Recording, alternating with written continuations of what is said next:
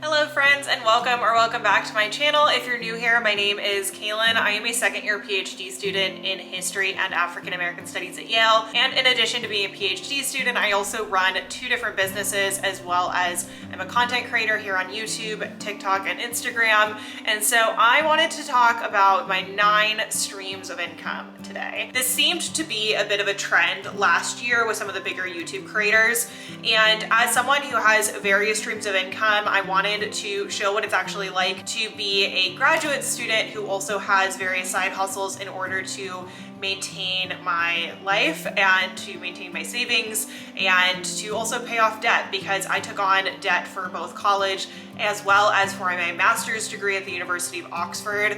And so in order to pay off my loans and in order to combat the interest that accrues on my subsidized loans, including my Grad Plus loan, I have multiple streams of income, and this is something I haven't really discussed in depth on my channel, but I thought it would be important to discuss as a topic of inquiry because I get questions about how it is that I afford my apartment and how it is that I afford to live alone as a graduate student, because in all actuality, if I were to live just on my graduate student stipend, there's no way I could live in an apartment like this. It would actually be very difficult to even live alone. And so I wanted to talk about the realities of the graduate school stipend, but also discuss the various other forms of income that I have and generally what percentage of my income they make up. There's also quite a bit of variety, especially as a content creator who does brand deals. There are some brand deals that are just gifted, whereas others are paid. And so I wanted to talk about the differences between different types of brand deals and the types of things that I do in order to supplement my income as a PhD student and make it so that way I can afford to live comfortably and know that I am financially secure with savings to back me up in case anything were to happen. One quick disclaimer, however, is that this is not a video meant to brag or to even insinuate that this is what you need to be doing as a graduate student. There are many people that are on graduate student stipends that choose not to do outside work. Everybody's financial situation is different to them, and as a graduate student who's been financially independent from my parents for many years now, I was completely on my own in terms of moving to New Haven and paying for my move to live here as well as for my daily expenses. My parents have not contributed to my financial stability since I was a professional athlete back when I was 18, 19. And so it's just important to note that there are people in the academy who do live quite comfortably, who do not have to have additional income because they do have other ways of supplementing it, whether they have a partner who's able to help support them, or they are in the academy and have family that can help supplement some of their income. This is not to throw shade on anybody, but this is to say that there are different financial realities from one student to the next, and it's important not necessarily to gauge your financial well-being or your financial status to the person next to you, because everybody's personal circumstances and their baseline is different. I came in having worked as a professional athlete and having worked in a corporate job, and I had a bit of savings before coming here, which meant that I was able to pay the security deposit and things in my first apartment here and to purchase furniture. But that is not necessarily the reality of many other students, and so I just want to make sure that I take note of that, and also just mention that just because I am mentioning these 9 different streams of income does not mean that you need 9 streams of income for yourself. Everybody has, again, their own financial circumstances and the ways that they want to use their time, and this is something that was important to me. Financial stability is something that gives me significant anxiety. Everybody stresses about different things in their life, and one thing that stresses me out in particular is my finances. And so without further ado, I'm gonna go ahead and get into it. But if you have any questions, please leave them down below, but please be kind and know that everybody's circumstances are different, and that this is in no way trying to tell you what it is that you personally should be doing. This is just my personal financial circumstances. So my first most important revenue stream is my stipend. So at Yale, as a PhD student, I am in a program that is known to be fully funded, and fully funded varies in definition depending on the school. So I want to talk about this a little bit. I have another video on my channel about how much I make as a PhD student. This past year, they increased the stipend a little bit, and they are currently trying to undertake a policy to increase it significantly, or quote unquote significantly, next year in order to match the rising cost of living in New Haven. However, there is not a graduate student union, and there are not necessarily protections or pressures in order to ensure that the university maintains retains the necessary costs of living within the stipend for their graduate students. New Haven, luckily, is a much less expensive place to live than other cities where graduate programs are situated. But overall, this is my primary source of income. The Yale stipend that I receive each month amounts to $2,800 per month, which in all amounts to $33,600 a year. However, Yale does not deduct your taxes, so your income tax, state tax, all of those things do actually come out of your stipend personally, so you need to pay taxes as an independent sole proprietor, which means that you do not necessarily make $33,600 every year, that you're going to need to reduce that in order to pay your taxes. Overall, the Yale stipend is actually quite generous by comparison to other graduate school programs. The reason I say that is because we are offered a 12-month contract, and there are other programs that quote unquote are fully funded, but they only offer a 9-month contract, meaning that you can say make $18,000 for the year, but you're going to need to make that stretch over the summer when you are not necessarily getting paid. And many times graduate students who are not being paid during the summer will take on other research positions or will find other jobs in order to supplement that income. But a stipend like $18,000 to live in a city like Washington, D.C. or perhaps Boston is really not that much money. And so being able to have roommates and those types of things is necessary in order to live off of that specific income. So I do feel quite lucky that I am at Yale and that I get a fairly generous stipend by comparison to other schools. And so it's kind of difficult to complain about that. However, if I didn't have other streams of income, that would be incredibly limiting, especially as an adult who wants to live alone. In New Haven, rent prices range from about $700 if you want to rent a single room up to around $2,300 for a 1-bedroom. And so as you can see, the cost of living can vary significantly, especially depending on where in the city you live and who you want to live with. When I was beginning my PhD, I was 25 years old and I wanted to live alone. I had gone off on my own for many years since high school, and I knew that in order for me to be mentally and kind of physically well in my PhD program, I would really need to have my own space. Also, I obviously make YouTube videos and I have a business that I run. And so to have the freedom and control of my space was something that was really important to me. And so that's kind of my long rant about living expenses. Overall, my top stream of income is the PhD stipend. And so my contract with Yale says that they cover my tuition and fees as well as my health insurance, and then they pay the stipend. But like I said, they do not take out taxes themselves, and that is something that is your responsibility, but that stipend is meant to be what covers all of your living expenses. My second highest revenue stream is from Google AdSense. So from this video that you are watching, you may have seen a skippable ad at the beginning of this video, or perhaps it wasn't a skippable ad. I personally do not control what Google chooses. It's going to show you. It chooses which advertisers are going to be promoted to you based on your own online analytics. But basically, once you've hit over 1,000 subscribers and 40,000 watch hours on YouTube, you are entered into the YouTube Partner Program where you make Google AdSense money. And so basically, advertisers pay Google in order to have their ads broadcast on YouTube. And then the agreement with YouTube creators is that Google will then place ads at the beginning, at the end, and sometimes during the middle of your YouTube videos. And depending on the views and depending on the demographic, you can get a different rate. So for example, I'm gonna show you a couple different videos that I have on my YouTube channel currently and what the stipend was for these. All right, so what you see here is my YouTube studio. So this shows all of my analytics and views. So I'm gonna take you into my most viewed video, which is my How to Write a Statement of Purpose video. And we're gonna go straight into the analytics. And this is the rate that it's been paid since publishing, in which case I'm gonna take you guys into the revenue bit. So basically the playback CPM is the rate that Google makes, and then the RPM is basically the rate that I make per 1,000 views. So as you can see, this video has accumulated 147,000 views, which is significantly more than majority of my videos. This video performed really well and I worked really hard on it, and it also gained me quite a few subscribers. But as you can see, this is the rate. I'm gonna take you into another one of my most popular videos, which is the How to Write a Research Paper video.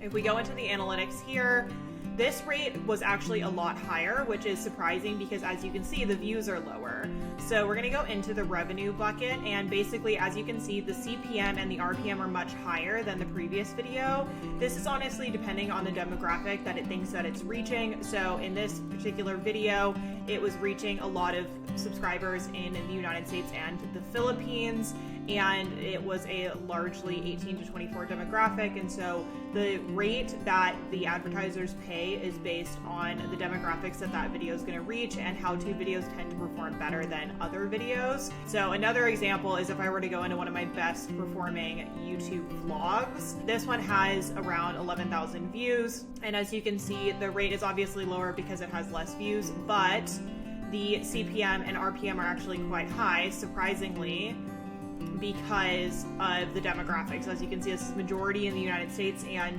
advertisers will pay more for a United States audience. All right, so now that you've learned a little bit about YouTube analytics and how that works, next up we're going to talk about my third revenue stream, which is sponsorships. So occasionally I work with brands on sponsorships either for Instagram content, TikTok, or YouTube, and I negotiate the rate and the deliverables with my managers. So I have a management team at Rilla Social, which is managed by Natalie Barbu, and I work with Kayla Morin. The two of them are my managers, and when I receive brand deals or brand deal offers or gifting offers from brands, I basically forward that email to Natalie and Kayla, and they are responsible for negotiating the rate. And then after, once we've agreed upon the rate and the deliverables with the brand, and it's a brand that I really want to work with, then I will integrate that sponsorship into a post for Instagram or perhaps a YouTube video.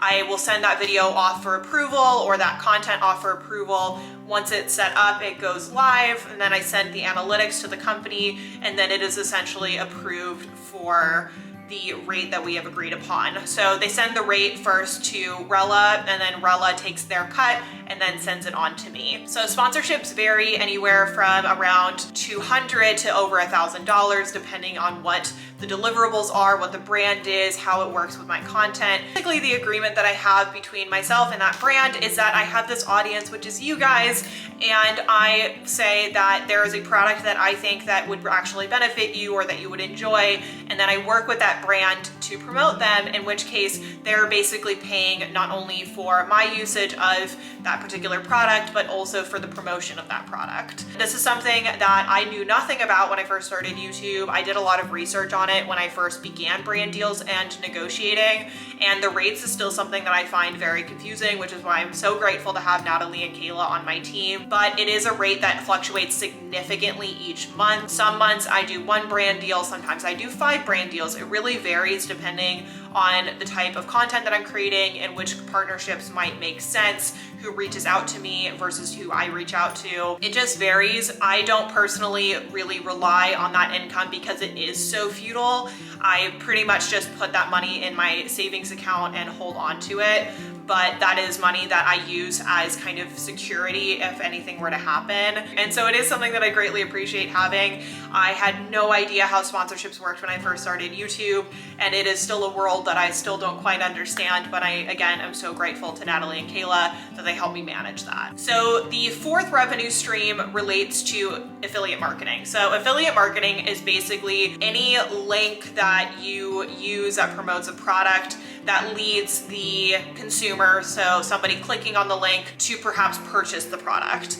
And so they basically track the general clicks, and I only get paid if somebody purchases a product, and I only get paid a very small cut. It's like 2% or less. And the benefit of affiliate marketing is if, for example, you're wearing a particular brand a lot and you wanted to promote those products, and you could leave the link, and then if somebody were to click on it and purchase it, then you get a very tiny cut. There are creators out there that make hundreds, if not thousands of dollars in affiliate marketing. I'm honestly lucky if I make between like $10 and $50 a month on affiliate marketing. I use things like Magic Links, ShopStyle Collective, Amazon, etc. And while it is a nice little cushion and a little extra, it's really nothing that significant. And I also am really bad about posting the links for the things that I'm wearing. And that's definitely something I can and should be working on. But that is another revenue stream that I wanted to include because it is one that, while it is quite small at the moment, it may grow over time. All right, so number 5 is Accepted Consulting. So for many of you that have been watching my videos for a while, you know that I am the founder of a consulting firm known as Accepted Consulting. We offer consulting services for students wanting to get into college, so specifically transfer students wanting to get into college from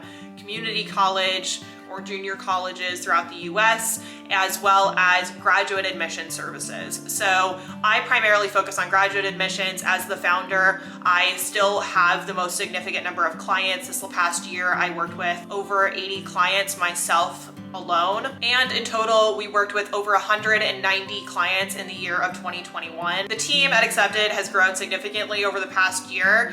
However, the one thing that I will say is that while there is obviously revenue coming in from that business, it often goes back into the business to pay for our growth and scaling. And while we definitely still make a profit, a lot of that money recirculates back into Accepted so I can continue growing it and continue our efforts to scale and to help more students. We helped, I think, double what we did last year. Last year I worked with about 70 or 80 clients, and obviously, as you've seen, those numbers doubled this past year and even exceeded that number. And so needing to figure out ways in order to set up systems within Accepted that make it more efficient, it was something that was a big goal for me this year. For example, I hired Chanel, who is my assistant, and she helps me with the day-to-day management of Accepted so that way I can focus on my PhD work, and that way I'm not only focusing on running my business. And so one thing that has been really helpful this year was focusing on scaling efforts. And so while I do make money from Accepted and from the other revenue streams that I am discussing, I only take out $1,000 per month for myself in order to pay for my living expenses. And that money also helps me pay off my debt. So I have over $70,000 in student loan debt from both undergrad and for my master's. Normally I would not share these kinds of numbers, but I think it's important as a graduate student and as an individual interested in social media that you perhaps know these numbers. And this is something that I wish more YouTubers would do, that they would be honest about the numbers that they are working with behind the scenes. And something that is really important to me is paying off of my student debt, though it is not my primary priority. And so that $1,000 that I take out from Accepted and YouTube, etc., simply helps me pay for my rent, as well as to pay off my loans, and as well as to save some money. So it means that I have that cushion and that comfortability within my living expenses, though the majority of the money that I personally would make from Accepted goes back into investing in Accepted. The 7th revenue stream is templates and essay guides. So one of the biggest pieces of advice that I see going around on YouTube and among kind of the business content creator community is figuring out quote unquote passive streams of income. And so for Accepted, that includes things like templates and essay guides. So when someone says passive income, that generally means that on the front end, you put in a lot of effort to create a product or to create a resource that you do not have to constantly check in on. And this is something that I thought about a lot when starting Accepted, and was something that I was really committed to focusing on in 2021. So we worked on creating, for example, resume templates and the graduate admissions essay guide. The graduate admissions essay guide took me forever to write. I essentially spent years developing the strategy that is embedded within that essay guide. And so while it is quote unquote passive now in that it's on the website and people can purchase it and I don't have to check in on it super often, it is something that was not passive in terms of actually creating. So the templates and essay guides and things on the website are another stream of income. But like I said, the money that's made from Accepted doesn't necessarily go into my own pocket. It really recirculates to keep the business running and to keep it growing. And so that we can think a little bit more efficiently about how we want to move forward. So there's things like that, paying an accountant, paying for the website, paying for the domain, managing the team on Notion, those types of things. They cost money. So there are expenses that do have to be paid within Accepted, and in order to have the online shop for the guides and things to be up and running. And so there's another side to that. If anybody wants me to discuss kind of running a business and what it takes in terms of managing the finances and managing a team and all of that, I would be happy to elaborate on it in the future. But it is something that I just want to mention, because while I do mention it in my streams of income, it only contributes partially, because like I said, I only take $1,000 per month out of the overall pocket of Accepted, the Redhead Academic, and everything that is included within that. And now we're going to discuss number 8, which is Accepted Society. So Accepted Society is an academic social network that I created with my best friend Danielle. We both co-founded it out of an idea that we had last year. When I was running Accepted on my own, I was running these things called accountability workshops, which was basically study sessions that people could join and they could pay just a small amount in order to sign up. And ultimately, I talked to Danielle and we thought about the types of resources and things that we personally would want as either former graduate students or current graduate students, and what may have been helpful back when I was in community college. And we wanted to create a social network of sorts where people could not only come and get their work done, but also find support and community and other types of resources so that way they could succeed on their own academic journeys. And so Accepted Society generates membership dues for each member who joins and then has access to the resources that we make available, including the accountability workshops. And as our membership has grown to over 50 people, we are essentially evolving the way that we're thinking about structuring the membership. And so I don't actually make any money from Accepted Society. Accepted Society basically has its money regenerating itself at the moment because we're trying to grow it and try to make sure that it's on a platform that makes the most sense. So for example, we pay both Katie and Chanel to help us with the social media and to also run the accountability workshops.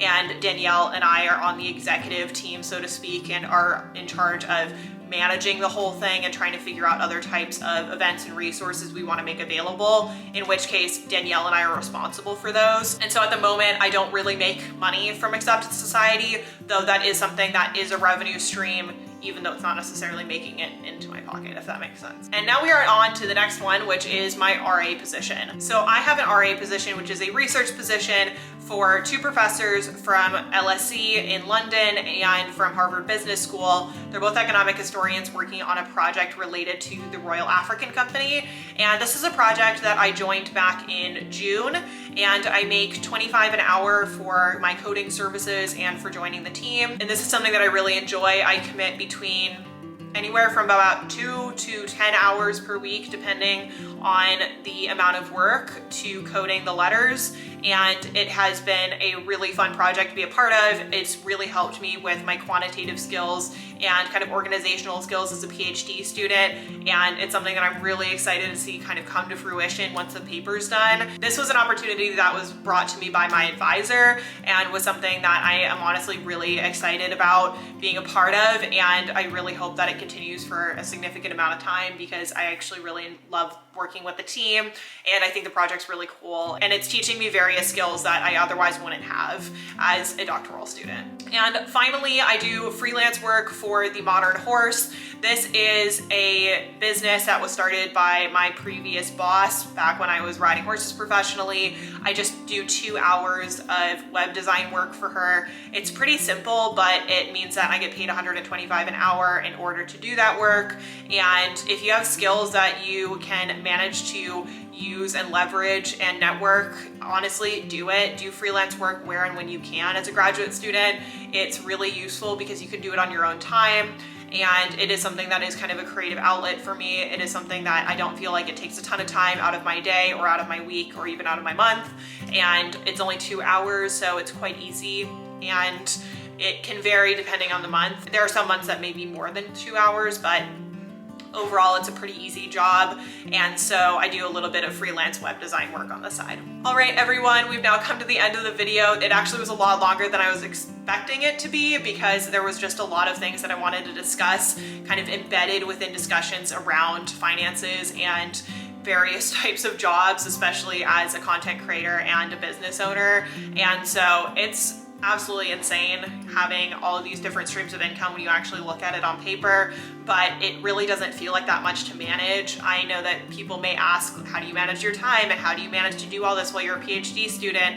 And I just do. I just really love everything that I'm working on at the moment. I really love the work that I'm doing as a PhD student, the courses I get to take. I'm really excited to move on to comprehensive exams and to begin reading for that. And I also really love running my business and seeing what that holds, and I also really love making content like this. So I hope that you enjoyed it. I hope that it was helpful. If you have any questions, please let me know down below. And again, everybody's financial circumstances are different, and this is not to say that you need to also have this many streams of income. It's just an example that is my reality. Hope you enjoyed. If you did, give this video a thumbs up, hit the subscribe button, and I'll see you all in the next video. Bye everyone.